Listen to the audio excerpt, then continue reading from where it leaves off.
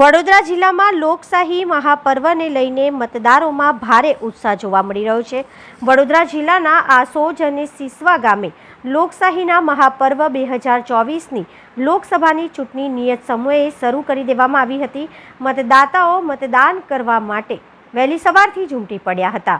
મતદાતાઓમાં ભારે ઉત્સાહ સાથે લાંબી કતારો જોવા મળી હતી।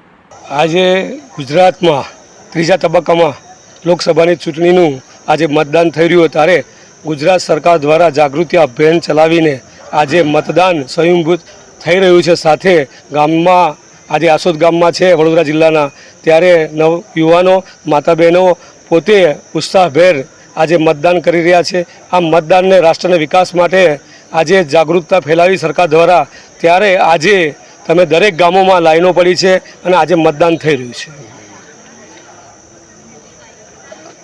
નરેન્દ્રભાઈ રોહિત, આરોગ્ય સમિતિ ચેરમેન।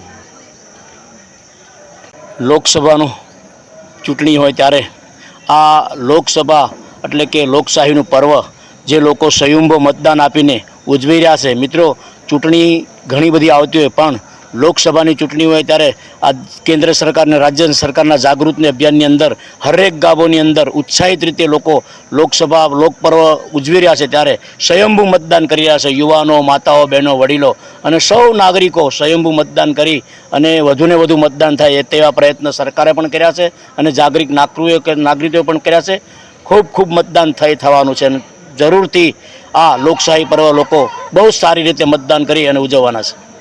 રસિકભાઈ પ્રજાપતિ, વડોદરા જિલ્લા ઓબીસી પ્રમુખ।